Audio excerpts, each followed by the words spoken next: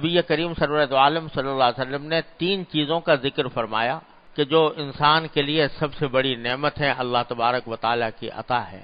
سب سے پہلی چیز تو یقین، سب سے زیادہ قیمتی چیز اور سب سے زیادہ اہم چیز جو کسی بندے کو عطا ہوتی ہے وہ یقین ہے، یعنی اللہ تبارک و تعالیٰ پر یقین، اللہ کے رسول صلی اللہ علیہ وسلم پر یقین، مرنے پر یقین، مرنے کے بعد زندہ ہونے پر یقین، آخرت پر یقین، جنت اور دوزخ پر یقین۔ سب سے اعلیٰ دولت تو یہ ہے۔ ایمان نہیں فرمایا، اسلام نہیں فرمایا، بلکہ یقین۔ ان تینوں میں فرق ہوتا ہے۔ ایمان تو یہ ہے کہ آدمی نے دل میں عقیدہ رکھ لیا کہ اللہ ایک ہے، رسول کریم صلی اللہ علیہ وسلم اللہ کے آخری پیغمبر ہیں، مرنے کے بعد مجھے زندہ ہونا ہے، مجھے اللہ تبارک و تعالیٰ کے سامنے پیش ہونا ہے، عقیدہ رکھ لیا۔ اسلام یہ ہے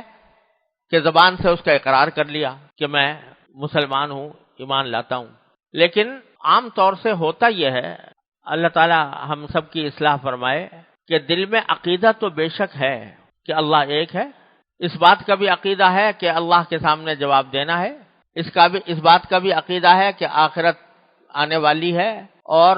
اس میں ہم سے سوال ہوگا، اور اس بات کا بھی عقیدہ ہے کہ جنت آئے گی، جنت اچھے اعمال پر ملے گی اور دوزخ برے اعمال پر ملے گی۔ عقیدہ تو ہے، لیکن ایسا یقین جسے کہ آنکھوں سے دیکھ رہے ہوں،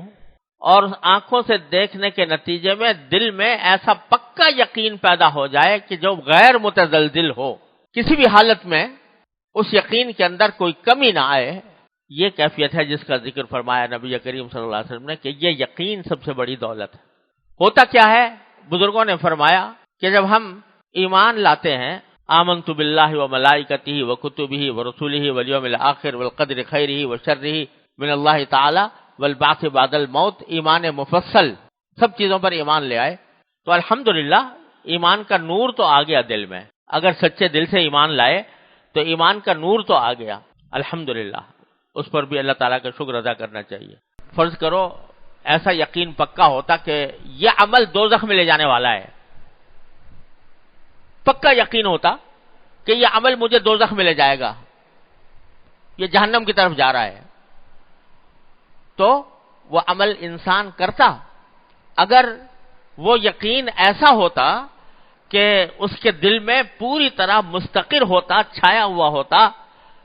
اس کے خلاف کا تصور بھی نہ ہوتا، تو آدمی کو کسی برے کام کے کرنے کے وقت میں یہ یقین آتا کہ یہ دوزخ میں جانے والا میں نہیں کروں گا۔ نبی کریم سرور عالم صلی اللہ علیہ وسلم یہ فرما رہے ہیں کہ سب سے اعلیٰ دولت انسان کے لیے وہ یقین ہے، اللہ تعالیٰ کی ذات پر یقین، اس کی صفات پر یقین، اس کی قدرت کاملہ پر یقین، اس کی حکمت بالغہ پر یقین، اس کے سامنے جواب دہی پر یقین، آخرت میں اس کے سامنے پیش ہونے پر یقین، جنت پر یقین، جہنم پر یقین، یہ سب سے بڑی دولت ہے۔ سرکار دو عالم صلی اللہ علیہ وسلم فرما رہے ہیں اس سے بڑی کوئی اور دولت نہیں ہے، اور یہی وہ دولت تھی جو جناب نبی کریم سرور دو عالم صلی اللہ علیہ وسلم نے صحابہ کرام رضی اللہ تعالیٰ عنہ اجمعین کے رگ و پے میں پیوست کر دی۔ وہ یقین جو صحابہ کرام کو حاصل تھا وہ ایسا تھا کہ غیر متزلزل، ذرہ برابر اس میں لچک نہیں، ذرہ برابر اس میں بھٹکنے کا راستہ نہیں، ایسا یقین صحابہ کرام کے دل میں پیدا فرما دیا۔ اسی لیے فرمایا کہ یہ لوگ جو عبادت کرتے ہیں،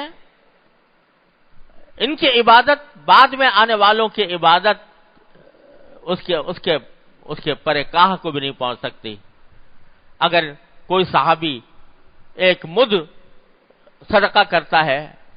تو کوئی ان کے برابر دوسرا صدقہ کتنا بھی پہاڑ کے برابر بھی صدقہ کر دے، ان کے صدقہ کے برابر نہیں پہنچ سکتا۔ کیوں؟ اس لیے کہ یقین پختہ ہے صحابہ کرام کے دل میں۔ وہ یقین کہ ایک صحابی فرماتے ہیں، ایک مرتبہ روایت میں آتا ہے کہ صحابی نے عرض کیا رسول کریم صلی اللہ علیہ وسلم کہ یا رسول اللہ، مجھے اللہ کا عرش ایسا نظر آتا ہے جیسے سامنے آنکھوں کے سامنے، اللہ تعالیٰ کا عرش مجھے آنکھوں کے سامنے نظر آتا ہے۔ جہاد ہو رہا ہے، لڑائی ہو رہی ہے، اور صحابی کہہ رہے ہیں کہ مجھے اس پہاڑ کے پیچھے سے، احد کے پہاڑ کے پیچھے سے جنت کی خوشبو آ رہی ہے۔